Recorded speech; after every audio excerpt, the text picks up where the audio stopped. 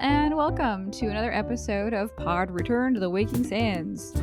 We are a Final Fantasy XIV companion podcast. We explore the lore and story of Hydaelyn and beyond. And my name is Jen, and I'm joined by my co-host and researcher. I'm Levi. Hello, Levi. You sound kind of angry about that today, Jen. What? Researcher. Researcher. You do the researchers. You read the encyclopedia. Wow, way to knock all the other I'm boiling it all down. and game scraping and everything else I do. Just read book. Oh, there we go. Hey, thanks for that enlightenment. Actually, our listeners probably appreciate it. That's actually what you do. Thank you. And all the other, literally everything else too. I can never replace Jen. Well, that's job security, I suppose. So, today we're talking about the Marauder class. I scoured the internet for any hint of a Marauder in the Final Fantasy verse before this game and came up dry. So as far as I can tell, this is a brand new Final Fantasy XIV class. Ooh. The Marauder class leads into Warrior at level 30, and this, of course, is a tank class, so you take the hits and then dish them back out. It plays almost identically to Gladiator, so there's not much to talk about, honestly. It's kind of a bummer that there's nothing to really differentiate this class at all until after we level up quite a bit. So after level 30 or even beyond that? Beyond that, but I'll save those gripes for our Paladin and Warrior episodes. Yay, future gripes. More job security. The Marauder wields a two-handed axe as their weapon. When I first started playing this game, Jen, I, not knowing anything about this game, just overall assumptions, I saw the Gladiator being the sword and shield class and the Marauder being the big axe class, and I assumed that the Gladiator would be the better tank because they have the shield. So obviously that means they block more damage and need less healing and they're more durable, right? Right. But wrong, actually. Oh. So yeah, I had assumed that, Marauder would be like, it does more damage than Gladiator, but is less defensive. But actually, they're all pretty much balanced, and they are viable either as like a main tank or an off tank, or what have you. There's not, like a real main tank class. They can all do the job, is what it comes down to. Good to know. And that's about it for the generalities. Honestly, there's not much else to say. For me, Jen, any other comments before we get to the story? I guess it makes sense that Marauder first appeared in this game. Though I say that having played none of the others. This is like marauding is very much like it is in line with the pirate theme. So we've got heavy pirate notes in histories in Limsa Lominsa, in Eorzea in general. So do you feel like that was the impetus for introducing Marauder? No, I think that they had to scrape the bottom of the barrel to find these baby classes that became the jobs, because they want you to become the iconic Final Fantasy jobs. Players want to be black mages and warriors and paladins and all the other jobs that we've seen throughout all the games in the series. So they had to come up with these different class names that would be the introductory classes into the iconic jobs. I see. So we have stuff that has been pulled from these side titles and stuff that was made up purely for this game because they had to find a class that would not conflict with the iconic job, but would lead into the iconic job. Gotcha. Citation needed, but I think that's the case. I mean, that is all sound reasoning. Thanks, Jen. Yeah, you're welcome. Mine wasn't really. I mean, it's fair, and Marauder is a Limsan class through and through. Thank you for the lead-in also, as we get to our story segment here. Mm-hmm. Because they originated from sailors using a ship's carpenter's tools at like a wood-chopping axe as a weapon. It's also suited as a boarding tool, as the hook that's formed beneath the blade of the axe is used, evidently, to hook onto the railing of a ship as you're boarding it, to give you some extra leverage as you jump onto the deck and begin to slaughter the enemy's crew. Oh yeah, it's the perfect pirate weapon. It's a little bulky though. At least in this game. In real life, we don't see axes being associated can with you imagine? pirates. Yeah, Pirates of the Caribbean, where everybody is swashbuckling with axes, A giant two-handed axe instead of rapiers. Yep. Yeah. Super weird. But no, in this world, though, the axe is the tool of the pirate, at least of the marauding pirate. Now that piracy is banned in Limsa, the Marauders Guild is more of a legacy of this past, and it's a martial school today. They no longer are the main group that are going to be boarding enemy ships so they can slay their crew and plunder their riches. The name is just a legacy. It has no bearing whatsoever on their current guild stance and their guild activities. Of course. And that seems to be the case with all the other jobs we've come across. They have their origins, and then they have their evolution, and then that's when we meet them. So to become a marauder, we head over to the Marauders Guild, which is in the Coral Tower at the far north end of Limsa Lominsa.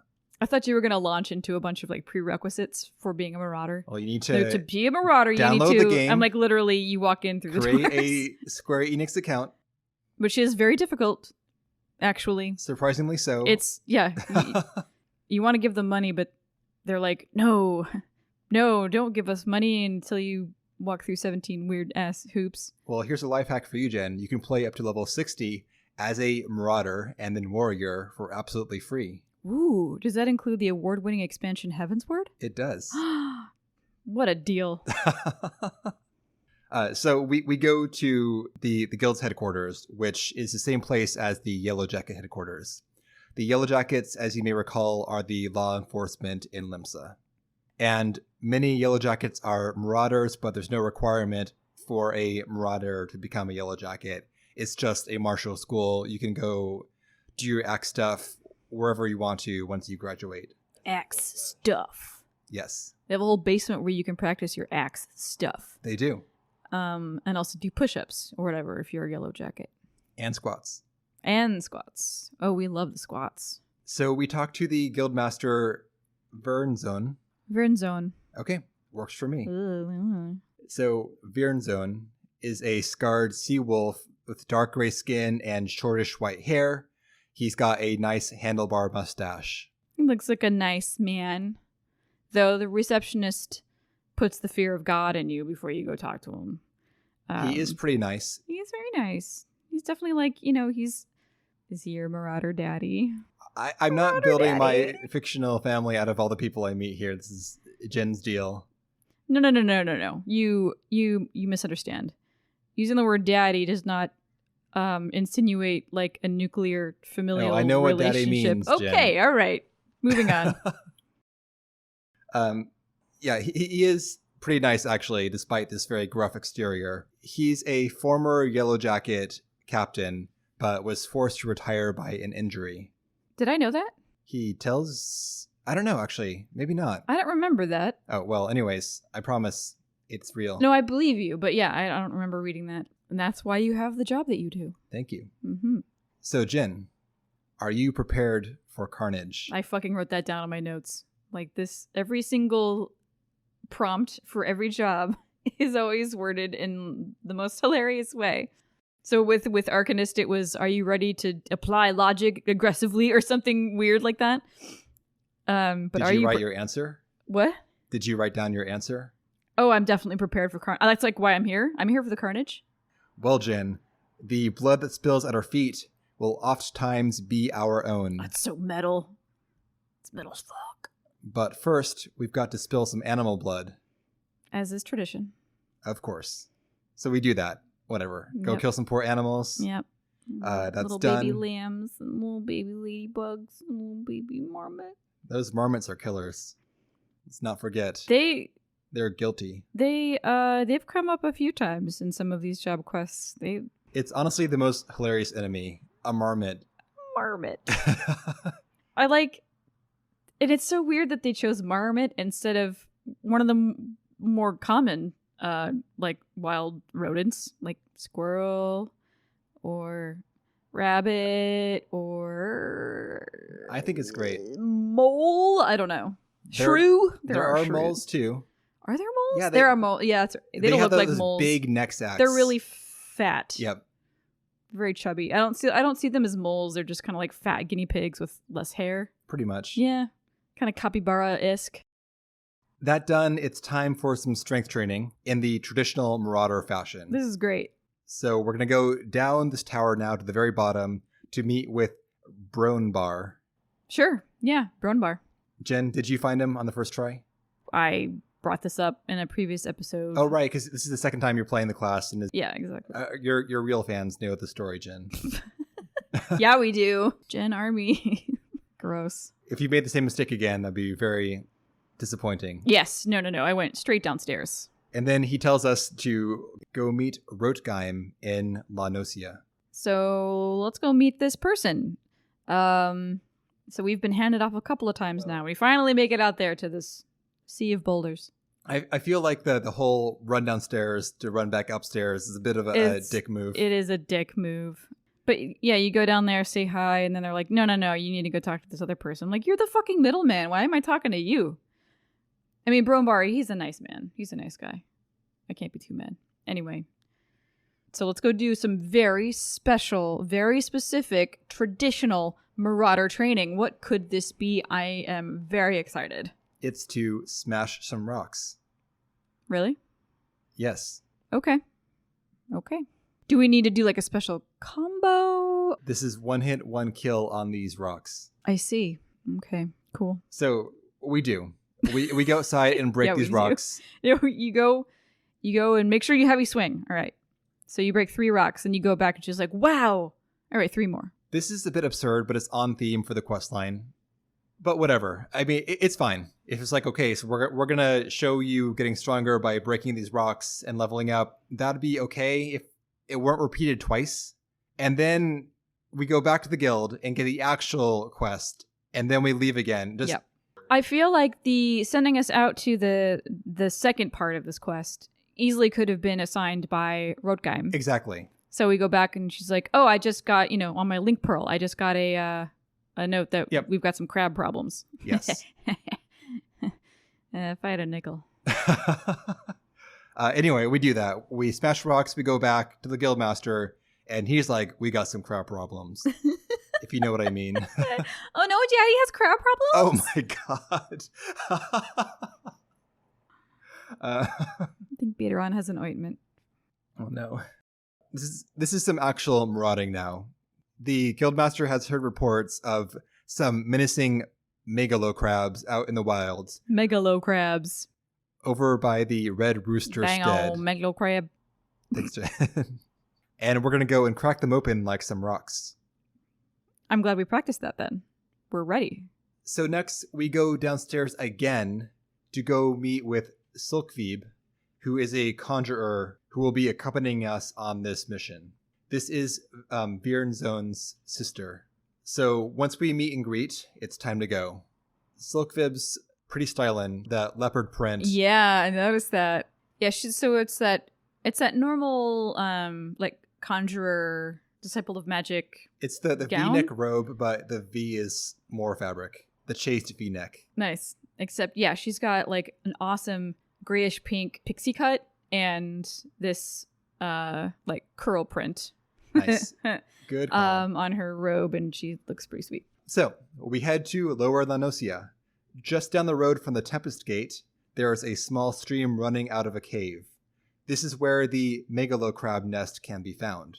So it's clear that the crabs they're not normally in this location. So the story here is that something else, so it's bigger and meaner, forced them out of their normal haunting grounds. And now they're out here attacking the children. We go and check out this cave. There's a river cave up the stream upslope, and we inspect it. This is where the crabs were sighted. There's no sign of them. As we're checking out this area and coming up dry or wet, whatever, an old Here man runs up, old Grandpa Here with gray hair. Aid! And he's yelling about the Snippers got his grandson. Snippers got my grandson. And they do indeed have his grandson. And This kid has some foul mouth. He's like, bugger and shite. He's a kid. He's the son of a bunch of pirate folk. So yeah, he's got the accent really badly. Well, we save him just in time. He's about to get snipped. Not in that way. Oh. In the crab sense. Anyway, yes, we run up, give a mean face to the crabs, and then we look at this kid on the ground, and he nods knowingly and runs away. So at least he can take a fucking hint. For now. For now. We fight some crabs. We find a lot of crabs. Like a big daddy crab and a bunch of baby crabs. And then there's another group of a big daddy crab and a little baby crab. We did it like 4 times. Even the small crabs are pretty big. They're about 2 lava heights tall. Yeah, they're still mega O crabs. Once the crabs are defeated, the old man Neddard and his grandkid, Sigurd, thank us. This area has been plagued by beasts of late, and Sigurd's parents were killed by an aurochs. This is an immense buffalo-type creature. Mm-hmm. Seeing our strength just now, Sigurd asks us to take revenge on the aurochs for him. Silkvib is a little less gung-ho about this prospect and gives him a yes dear to placate him. Now you go run along and play. Yeah, like we have Marauders who can handle this for you, so let us do our jobs. Okay, bye. This is going to backfire soon enough, and they portray it as like him having a hunger for vengeance and wanting to go do it himself, but the guild doesn't do much to really reassure him that this problem will be dealt with. So I don't blame him too much for getting impatient in a little bit. Well, he's also a kid, so he's running high on a bunch of feelings. Yep. Full of hormones. Yep. Also, can I just say that it bothers me a little bit how kids are rendered in this game. They all have the same face. They all have freckles. They all have these kind of chubby cheeks. They have the same goddamn face. Unless it's an Elzen kid, which we rarely see. There was in Shadowbringers, there was a Mikote child. And that was the first time I was like, oh my god, a child that doesn't have the same fucking face as all the rest of the children. Yes, fair point. Sigurd has the same kid face as all the other kids in this game. Yep. Or they all look the same to you. Maybe I fucking hate kids, so I know you do. To do with it, yeah. We go back to the guild, and we learn that our late crabs were driven from their territory by the very same aurochs as we just heard about. Dun dun dun! This creature is called Kujata, the Stampeding Mountain. Big motherfucker. Yes, it is. And this creature is not just like a big animal. This creature is actually malevolent. It has some intelligence or drive to it that seems to put it into conflict with the Limsans and Lanosians directly. Yeah. It's not just, okay, so I'm a big animal and you got too close to my territory, or I'm horny and I just am stamping shit up. Yes. It's actually, it has an army. That might be stretching. It has a horde. Yeah, it's got little animal buddies. Too, yeah, that will actually go out and do its will, and we'll follow it around. This is really fascinating. I feel like we could have done something with the massive Aurochs leader and his band of wily beastkin. That's the whole quest line. Well, we see them in action for not a lot of time. Fair. I think it's a good amount. We don't need too much. No, it's fine. But we have to toughen up first before we can take on this Aurochs. So we're going to go to the Blind Iron Mines to take out some Galagos. Galagos? I don't know. Yeah, that's also a weird word. Galagos. The Blind Iron Mines are just some disused mines. They're now more of a passage between Middle and Lower Lanosia. They are not in service anymore.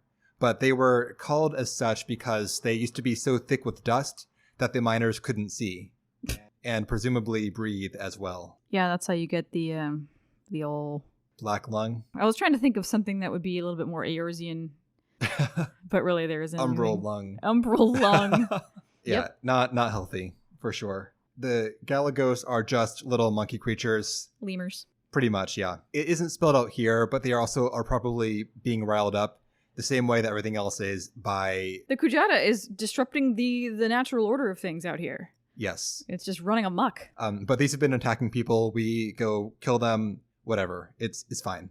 And then we go out next to an overturned wagon that is being guarded by some plain striders, which are velociraptor creatures that breathe gas at you. Yep, they sure do.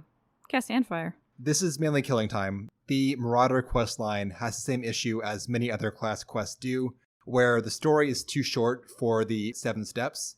So it has these just killing time, no plot whatsoever, kill some shit, all right, come back in a bit, and so on. Right, under the guise of we're training for the big baddie boss fight with the Kujade at level 30.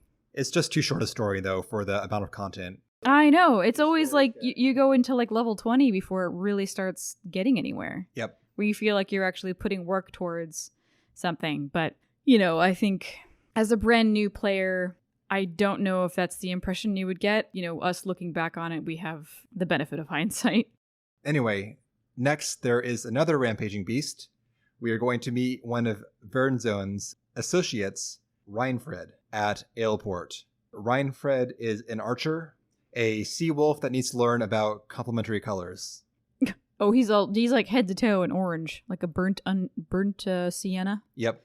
And also, when I went to go meet him, like obviously he's an archer because he looks like freaking Robin Hood. Can we have an archer class that doesn't look like Robin Hood? That'd be cool. I mean, like that's just like default archer wear is that little, I don't know what the name is. You know, the hat with the feather. Yes. Yeah, it's a Robin Hood hat. Yep.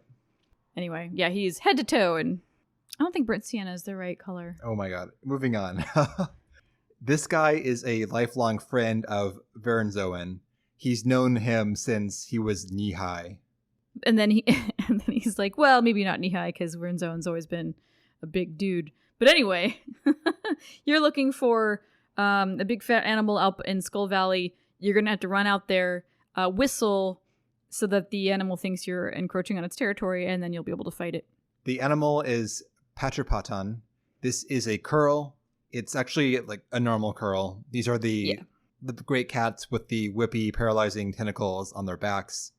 And we head out to Skull Valley, which is so named because back in the days of the war between the Limsans and the kobolds, the Limsans lined the valley with stakes with kobold skulls on it to warn them off. That's horrifying. Ugh. Yeah. Jesus. Shit was dark. It's barbaric. That is dark. They are pirates. God. I mean, yeah, but that's some like Vlad the Impaler shit. You're pirates, but you don't gotta be rude about it. Right. The skulls are long gone. It just has the name now. And we find him. We whistle for him. This big curl shows up. Beat him up. No problem. It's over. Mm-hmm. Yeah, this is more killing time. It fits the theme of the horde of Kujada, but no story. Nope. I mean, poor Rinfred. We barely get to know the guy. There's so many like throwaway characters because we have to go out and meet him. Couldn't we have gotten the instructions from Vernzoen to say go out to Skull Valley and whistle? Apparently, that's where the beast is.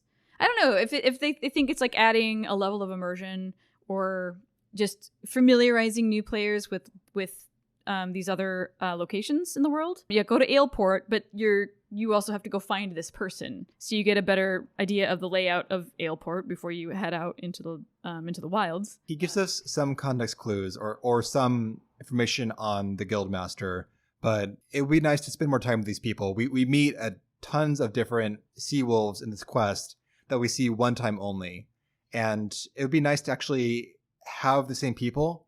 And I have a list of the NPCs we've met beforehand to do some cross-checking as part of my duties, Jen. Indeed. I was hoping that these characters would be appearing across at least the other class quests. Like there is a Marauder and there's a Conjurer in the Arcanist quest, even though we also have Marauders aplenty and a Conjurer. Wouldn't it have been cool if when we were doing Arcanist shit and we were doing tax collector nonsense, that the two people that were accompanying us on these assessments, one of them was Sulkvib. I agree. Wouldn't that have been cool? It would have been cool. But it's literally just another Fremro Conjurer. Why couldn't they have doubled up on that? That would have been neat. The guy's the Conjurer. The guy's the Conjurer? Yep. Oh, yeah, you're right. Shit. Point being, though, it doesn't matter. It would have been nice to see the same people appearing across multiple quests. I would have loved that. It would give you some more, at least more personality. Yeah, I would feel even more just connection. Not that I'm lacking for that, to be fair. We're not lacking now, but the early game is lacking in the close feeling with the small world feel of the later game. Yeah. Like, I feel it would have been cool if at the end if Rinfred had like swooped in and joined the fight on some of the mobs that show up. I think that would have been neat. And then Rinfred and Virzon would, like, you know, two old school buddies back in action together. Neat. We didn't do that. That's okay. Well, we got Bronbar. Bronbar. We got Bronbar. We have one more errand before we actually pick up with the story at last, which is time to smash a bigger rock, an even more bigger rock. Oh my god, this was... Ugh. Look, there's no fucking way they're gonna make me hit another rock. Yes, it's bigger, but it still only takes one hit with the same skill. But you're so much stronger now, so you smash a bigger rock with one hit. And that does what? For, I guess it does something for my confidence? It shows, being generous, that you have reached a milestone of your personal growth. Having us go outside the city, find the guy, talk to him, say, hey, break this rock, break it, okay, cool, go back to the guildmaster. If you want to have this moment, make it part of something else so we don't have to go back and forth. So much money on teleporting. Tens of gil. Shut up, it's hundreds, okay? Which turns into thousands, all right? So be not penny wise and pound foolish. Anyway, at this point, the story picks up finally, and we are back with the guildmaster, and we learn that Sigurd has gone out on his own in search of Kujata himself. We knew it was going to happen. We'd have to save this fucking kid. So we and Sulkvib go and track him down. He's gotten himself into a hell of a sitch. We're going to go and find Sulkvib. She's chilling at the Bismarck. This is the world-famous restaurant. Yes, I love it. We have to find her there a couple of times. And I love, she is so cool. She's so cool. She's chilling there at the Bismarck with a pipe in her hand and like a bottle of red wine. Just, let's be friends. Can I be your friend? So yeah, we have to go pull her out of her dining experience to go deal with this child. The first step here is to go to the Red Rooster Stead in Lower Lanosia and talk to Neddard and get the story. So we do. This is out the Tempest Gate once again, and we head up the road here to the Stead. This is another farm for reformed pirates where they have taken their energy and then taken it to the land. This place is doing much better than the Summerford farm. Right. As far as we know, they seem to have a better handle on their staff. Well, we do know. This place is sprawling. It's not in like a little encampment. This place covers probably effective acres if we expand the model game to like real world proportions. And it just has these farm buildings and windmills and crops just covering the whole upper portion of Lower Lanosia. Yeah. The farmers here practice experimental agricultural techniques. So they will try new things and lose crops and so on, all in the name of progress. Good for them. Yes, cool. Less cool, though, are the reported cockfights that happen here every night, from which the farm gets its name. What the hell? What the fuck? This has been a roller coaster of emotions for Jin. Are these like, look at that, like fat dodo fights or no actual roosters? Which of course we don't ever see in the game. We don't see roosters. Probably dodos because they have dodos at the farm. Yes. So it's probably dodo cockfights. That's awful. Those things are huge. I'm sure it makes for a lot of blood. Ugh. Makes for some red roosters. This place is weird gameplay-wise because it's a huge and very detailed area, but it's not hit during the MSQ in the appropriate level range. This is like in a level 5 to 10 area. We are off in Middle Lanosia doing Summerford shit right now, but there is like a whole detailed side quest chain that takes place here that culminates into the finale of the resurging kobold threat. Mm-hmm. And every fucking player is going to miss this because... Oh, I did. You've been conditioned to ignore side quests because they suck generally. And you're not going here when you're actually in the right level range regardless. Correct. To be here. Yeah. No, this area was completely passed by when I did the MSQ the first time. I was totally unfamiliar with Lower Lanosia just in general. You know, you're really staying in kind of the lower half of that area. So when I started a character in Limsa, going out to the Red Rooster Stead, that literally for the first time since I started playing. And I'm like, oh, what is this? This is another... Yeah, I had no idea. But because it's the same level as stuff that you do in Summerford, there's no reason to travel there. Anyway, but yeah, it's just kind of a forgotten area. Yeah, it looks pretty cool. It's a shame It's not. very cool. It's cooler than Summerford. I agree. I do like the history of Summerford in terms of the fact it is repurposing this past encampment for a new life. Mm-hmm. But in terms of just the overall detailing, Red Rooster is far more fleshed out than Summerford is. Yeah. Agreed. Anyway, we meet up with Neddard here and try and figure out where Sigurd went.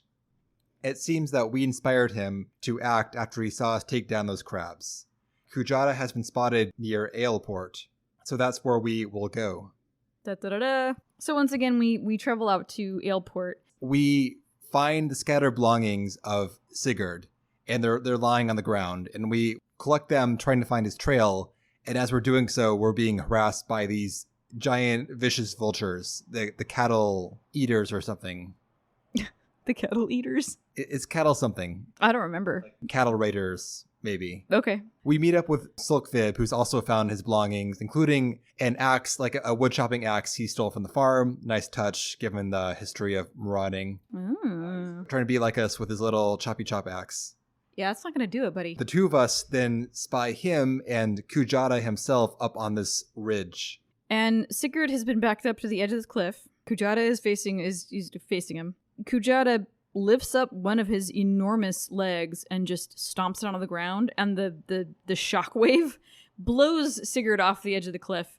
And like 15 feet, he's just thrown into the air and lands on the ground.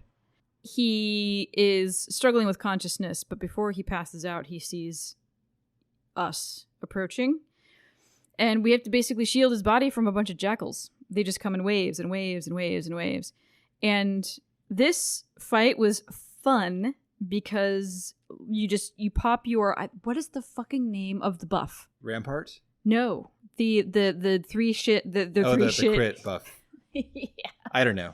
I don't know. So you pop that, hit your AoE like literally 2 times, and the entire pack is dead. And then you do that one more time, and it was like very satisfying. At the end of this, Vernzoan shows up. It's like, rah! He comes with us an axe. I'll save you! And then he swings a couple of times and he saves us through me. And I'm like, bro, I had it. It was fine. But for the sake of the narrative, he's, you know what? I never should have let you go alone. This is way too much for a single marauder to take. I bear responsibility for this. Oh, and he's kind of struggling with this decision that he's made. He picks up Sigurd and we leave. We drop Sigurd off with his granddaddy, and then Vernzoan is feeling a little heavy-hearted because he put us in a really dangerous situation. It wasn't, but he did. It was dangerous, but nothing we couldn't handle as professionals in training. Indeed. As a note here, this is our first time seeing Kujata. The creature isn't any larger than a normal aurochs. No, he's definitely bigger. Okay, so this is a massive bison-like creature. He's got big, thick, tree-trunky legs. It has like a taper sort of face. Yep. It's kind of like a mini trunk and really long horns that stick straight out on either side. And a big shaggy beard. Mane. Great big bushy beard. Thank you, Jen. You're welcome. And they just took the design of a standard aurochs and they blew him up. Yeah, they didn't change the colorway or add any other like scary features. They just really took a standard aurochs and made him bigger. No spikes, no fins. Okay. No fangs. Oh my god. No red eyes. Why does it have fangs all of a sudden? It's still an I don't know. aurochs. It's not and a mutant. that's the thing too, is that this animal is an herbivore. Angry herbivore. He's like a grazing animal. He's like an elephant. But he's real mad. Plenty of herbivores in real life can also be... Oh, I know. You know about hippos. Yeah, for sure. So that's not stretching my disbelief to have this creature be an herbivore, but also be a menace. Anyway, we return to the stead, and Sigurd is in bed. He's been knocked out by this concussive blow off the cliffside. He's still lying in bed unconscious. Neddard is grateful to us, but there isn't much else to do here besides go back to the guild. He'll be fine. Vernzoan realizes that the need for vengeance is going to keep driving Sigurd into danger again. He will not quit until the beast is dead or he dies. Fair. I appreciate this kid's conviction to avenge his parents' death. So the only remedy, of course, is for us to kill the creature before it kills Sigurd. So we are told to nurture the vengeance in our hearts and to return. Yes. Also known as go do MSQ for 5 levels and come on back. Right. And Train, we do. Quote unquote. When we return, the Marauders have prepared a final trial for us. This is to unlock our inner destructive potential. Yeah, this seems like a biggie. I don't know, Vernzoen is really excited about this one. So we're going to go meet up with Sulkvib again at the Bismarck and head out to Lower Lanosia. The trial is to take place in the Salt Strand. This is a very cool area. Mm-hmm. The sandy shore meets a partially submerged shelf of crystallized water. There are giant sprays of frozen water reaching up on the far area, like a giant thing is splashed down and frozen the water itself. This is where a chunk of the moon Dalamud came crashing down, and the aether released by the piece of the moon actually crystallized the water into concentrated aether crystals. Yeah, so it's like as this thing splashed down, the tendrils of liquid that would be the reaction to this thing splashing down froze in that shape. It's super, super neat. Yep. So we're out on this solidified water, and we meet Sulkvib there for the trial. And it seems that there are a handful of angry moles, the big throaty throats. Yeah, the throaty throats. So we are charged by a pack of moles. We take them down, no problem. And Sulkvib is laughing at how dumb this trial is. Yeah, it's like, okay. Then we hear a voice. It's not Sulkvib. Who the fuck? I don't remember exactly what's the line that he says. We have deemed you worthy of our challenge. Come, Marauder. Let us test the edge of your steel. Come, Marauder, let us test the edge of your steel. And this is an armored and helmed man standing up on one of the frozen splashes of water. Yeah. Well, Sulkvib knows right away what's going on. So this is really cute. So he's standing atop the spire. It's very impressive. It's quite a performance. Trying to instill some awe into us for this trial. And I could tell right away because of the weapon that he had holstered who this was. He's got the same gold and purple armor too. Yeah. The only difference is the helm. The helmet, yes. Yep. Which you can't really see that from the distance, but the shape of his weapon you could see silhouetted against the sky, and it's very clear. Camera cuts back to us, Sulkvib and I, and she just, oh, brother. Yes. Oh, brother. Yes, exactly. Literally. Yes. Because this is, of course, is Vernzoen. Like, obviously. So he comes down and a bunch of his other marauder buddies, quote unquote colleagues, come down and they give us a good show. These are mysterious attackers and familiar faces. Yeah, like literally the speech bubbles, they label him the familiar marauder. Once we defeat them, the guildmaster, or our mysterious opponent, himself challenges us, and we have a one-on-one fight with him. Mm-hmm. Once we've proven our mettle, he calls for a retreat, yes. And they all run off. And Sulkvib is like, great. Incredulous, but also she's like, just let him have this, okay? Just play along. Pretend you don't know who that was. Which is so adorable. Yep. It's so cute. We go back to the guild to report our successful trial. We totally play along. Vernzoen says he's heard of our skirmish on the Salt Strand. My goodness. But let us not dwell on the nature of those masked men. Let us instead focus on your victory. So cute. So now we're ready to face down Kujata directly. We swing by the Red Rooster once more, find that Sigurd has awoken. And he says he's sorry for causing trouble and believes in us. He believes we can take him on ourselves. We also believe, buddy. We're going to do this for you. We team up with Sulkvib and the earlier marauder, Bronbar, and go and trace down this creature. We have to find him by following a trail of destruction, as is the jam. We find like a broken barrel and a broken wagon, and all the way we're being harried by his pack of buddies. Yep. His animal friends. The animal friends, I think at least one of them was, they look different than the typical mobs of these types of animals, in my opinion. Like you have the Ziz, from like... The Ziz has a different color palette. Exactly. I'm sure it appears elsewhere somewhere, but it looks distinct. It does when look you distinct. See it here. Yes, and it has a distinct name. So I thought that was nice. It felt different. Like these animals were like the badasses of their respective herds, and then they gravitated toward, the big man that is Kujata. Eventually, after tracking him down and killing all of these creatures that are following him in his wake, we find Kujata himself. He's, of course, massive, and he lets out a giant roar and attacks. We have to fend off Kujata while his minions harry us, and he's dropping these area of effects attacks on us. And again, easy for experienced players, but it's a lot to pay attention to, probably for a new player. Definitely, yeah. You gotta manage the hordes and dodge the attacks and still fight the big guy at the same time. So it is a good test for this level of your competence. Kujata's attacks, actually, they have like a infection or a malady on them that will reduce the healing that you receive. I don't recall this being a big plot point, but XIV comments... Yeah, she's like, what is he doing to you? I cannot close your wound. And I'm like, oh, fuck. Anyway, we take him down eventually, of course. Verenzoan has carried Sigurd to a safe distance so we get to watch the beast being slain. This moment, this reveal, when all of this chaos has ended and Kujata is dead and we're catching our breath, we turn around to a lineup of Grandpa, Sigurd, Verenzoan, just kind of standing in a line and staring at us. I don't know. For some reason, it was just comedy to me to turn around after all of this carnage and to see just like a lineup of regular dudes just literally 10 feet away standing and staring at us. I thought it was a sweet moment because Sigurd breaks down into tears once the beast is dead. Oh, and this burden is lifted. Yes, that is. But I guess just the timing of it, the looks on their faces, how they were positioned, like all of these things, it just seemed... Oh, way to spoil the mood there, Jen. Sorry. Also, I can't get past his kid face. Oh my god. Some of us who are not dead inside might appreciate this relief this child feels at his parents' killer and this constant menace being slain, and the fact he can finally let this go at last.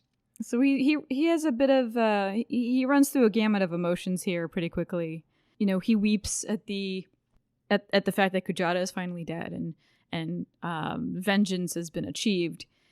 And then he turns into angry face kid and he's like, I'm going to be a marauder too. This is when he commits his future to marauding and fighting for the good of the innocents, and protecting people from monsters and other such goings on. He turns to look at Verenzoan and he's like, is it true though? Could I be a marauder as good as Warrior of Light? We're not, that's not our name yet. We're not Warrior of Light. As good as blank main Player character. Name. Yeah. Player name. And Verenzoan looks down and he's like, if you train hard enough, there is nothing outside of your reach. And then he has this big, stupid Lalafell grin on his face for a hot second. That was also comedy to me. I don't know. Like, I don't know. Maybe I just can't get past his child face. Jen just hates this kid, but apparently.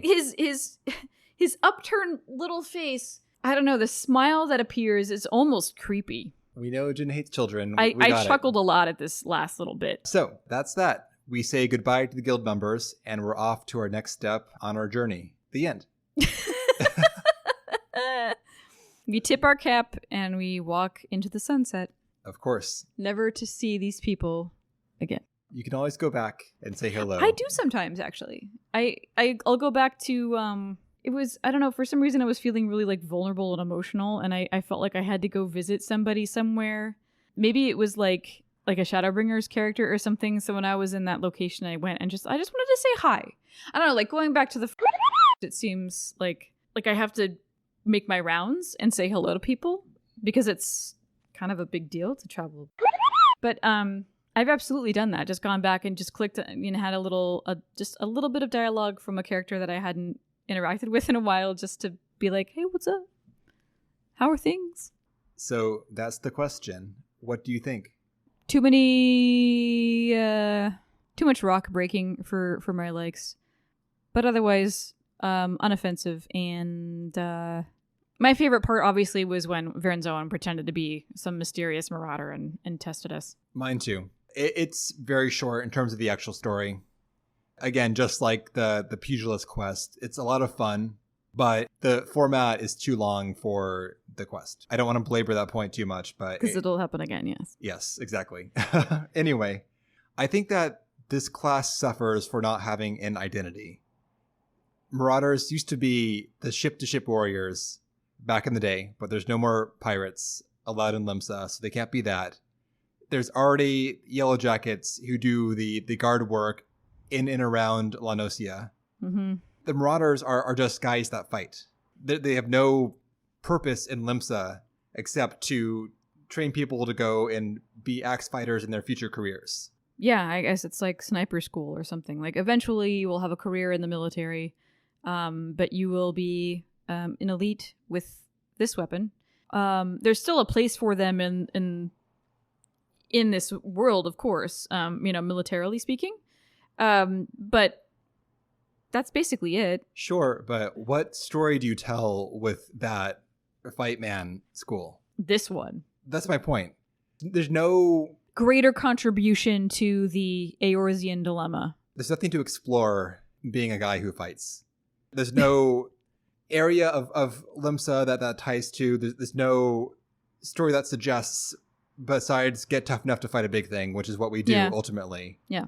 And that could have been anybody. It didn't have to be a Marauder. Exactly. Yeah. That is a big gripe I have here, is just this class doesn't know what it is at this point besides warrior in training. Yes. They could at least collect some fucking taxes, am I right? They could have been like the guardians of the countryside. You have Yellow Jackets in the city, Marauders in the countryside. Sure. That's what we end up doing, but that's just because that's the biggest thing to fight right now. And that's also the illusion as well. Is at the very beginning when we fight the megalo crabs, and Solkvib has to, reassure Sigurd that there are people out here who will deal with these things, these menaces. Let us handle it. So that then, being the kind of the guardians of the countryside would be something. It'd be something. I'm not saying that it appropriate thematically to have these like enormous axe wielding fighters be the defenders of the rolling, gorgeous pastoral hills of, Limsa Lominsa. It's fine. But it's something. It's something. Would have been something. If they hadn't, they could also have them be like the guardians of the nearby waters, of Limsa's waters too. They could have leaned into this history they created for the class, which is the whole ship-to-ship combat, and had them be, the protectors of the sea. So you can do some cool boarding actions and ship-to-ship fights and so on as part of the class quest. Yeah. We got that a lot during Arcanist, but if Arcanist had to be burned to the ground and revamped to make room for Marauders, win-win. That said, the quest is a lot of fun once it picks up. I like that moment a lot with the guild members all dressing up and giving you a big test. It's very sweet. Mm-hmm. I wish that they had more personality and bonding moments early on to make that pay off more. I know. But still, it's a very, very sweet gesture and a good moment regardless. Yes, I like that very much. It's a very small arc, but the whole, like, the kid on his back foot and the big marauding monster with the marauder to go deal with it, is still a nice, concise story. I know. Yeah, focusing on this kid who has suffered a tremendous loss, but takes that heartache and turns it into something hopeful and a commitment to his future for the greater good. Of course. Yeah, the devs love that shit. Anyway, that's all I got. That's all I got. And we got to spend more time in Red Rooster Stead. Or some time at all. Burn. So that's it. Next time, we are going to finish up the Limsa Lominsa main story quest. Woohoo!